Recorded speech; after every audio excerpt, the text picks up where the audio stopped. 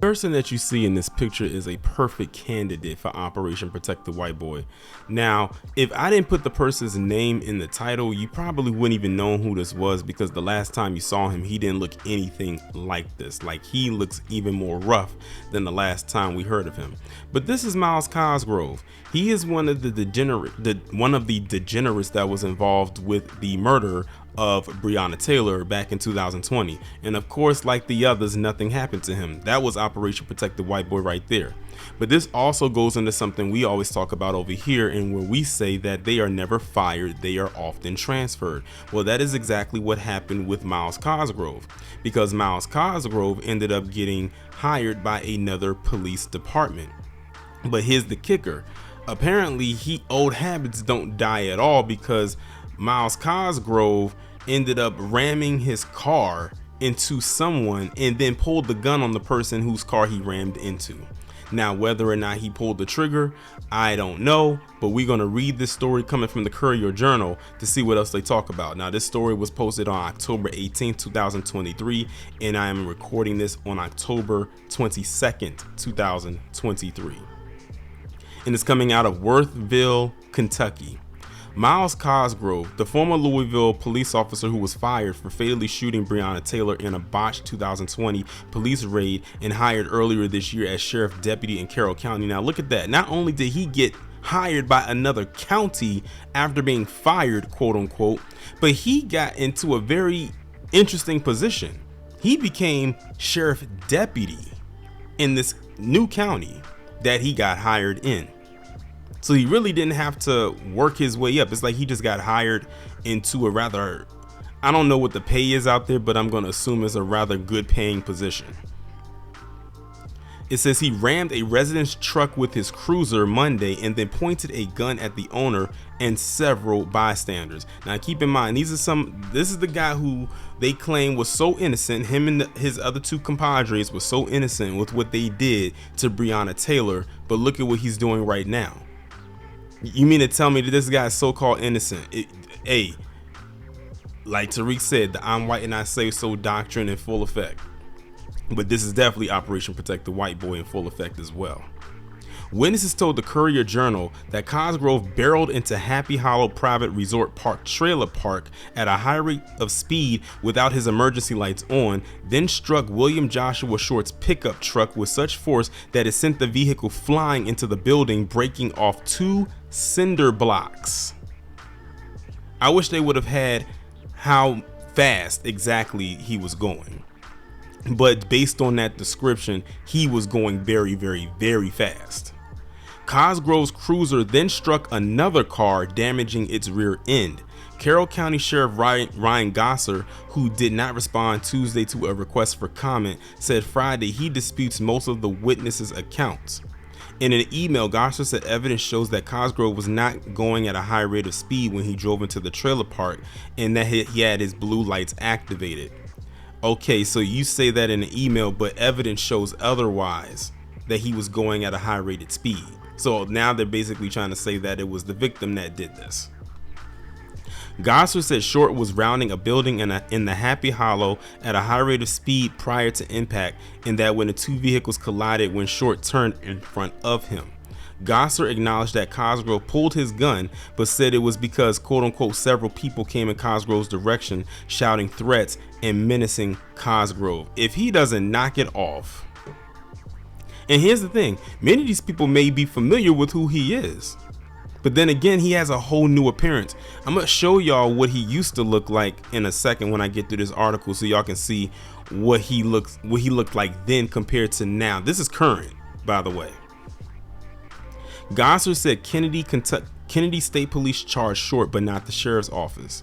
He also said Cosgrove has been a good deputy and has represented this office professionally.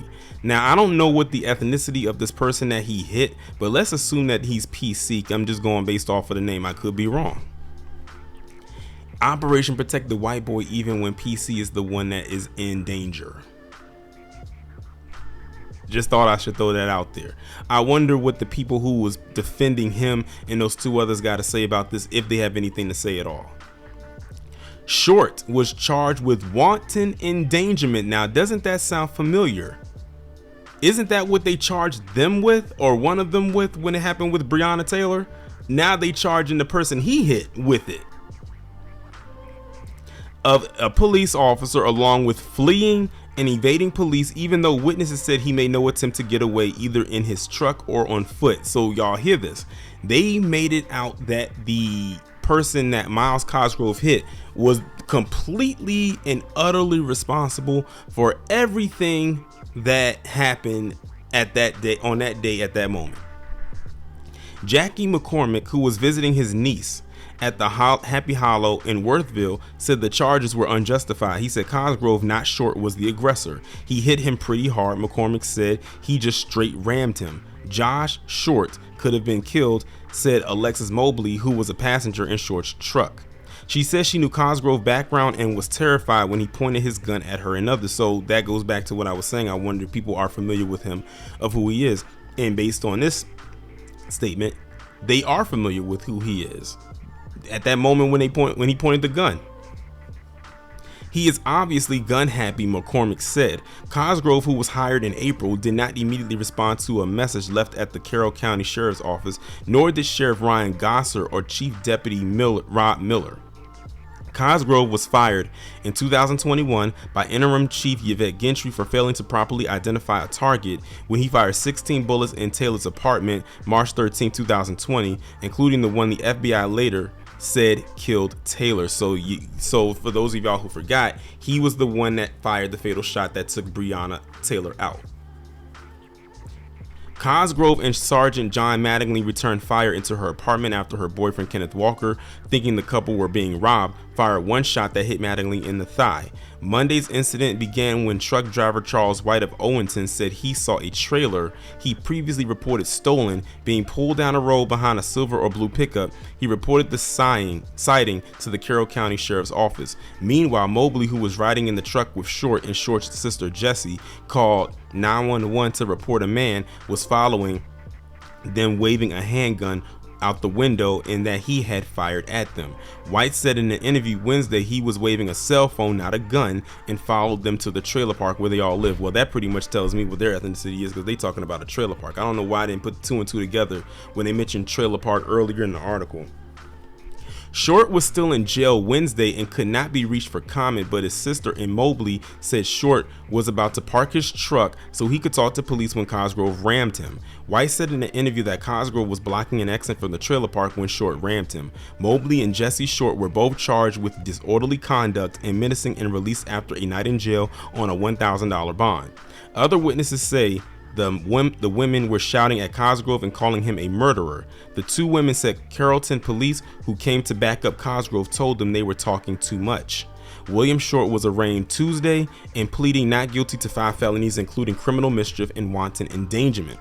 His bond was set at $5,000 cash, and he is set to appear on October 25th for a pre-trial hearing.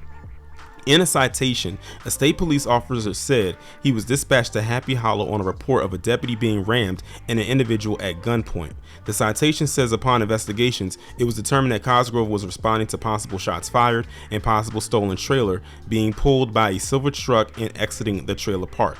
The citation says the truck turned one direction and Cosgrove the other when the vehicles collided. Cosgrove said he gave verbal commands for bystanders to back away. So they're just going to completely and utterly take everything he says, because it's not like this guy was not involved in a major criminal-like event. Well, not criminal-like, a very criminal act back in 2020 that got him quote-unquote fired. But like I said, never fired, always transferred. And this is something we've talked about over here and in various new black media spaces for quite some time. And this guy not only again got transferred to another position, to another department, he got pretty much upgraded. I can't remember exactly what his positioning was when he was a cop in the other department, but I don't think it was ranked this high.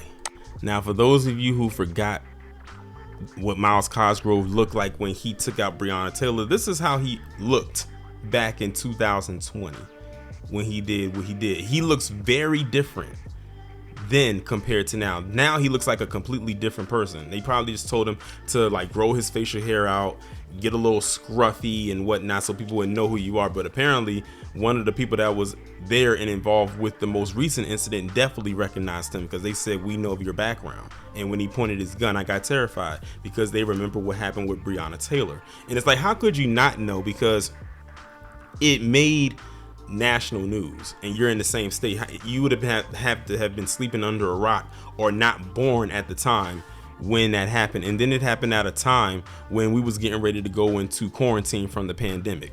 So you had no other choice but to really see the news consistently over and over. It happened right before the pandemic really popped off, like literally like days, I believe, before, either days before or the week before. It was relatively close. I do remember that though. But yeah, a stark contrast from here to what you just saw on your screen prior to this. But as you can see, no matter how much he changes his appearance, he still has that wicked spirit dwelling within him. That's not going to go anywhere. No matter how much he changes his appearance, that's just who he is. And they came right out there and threw the cape on for him. And again, this happened with another PC individual. This wasn't another black person. But you know, it's kind of things where I'm feeling myself like, now I know I can get away with it. I got away with it with a black person. That one actually resulted in death. And now I'm getting away with it with someone who looks just like me. He's probably feeling like Teflon Don, untouchable at this point. So, but I'm just curious though, those who had all that stuff to talk about with Breonna Taylor and Kenneth Walker, and it was a lot of them back then, I wonder what they have to say right now.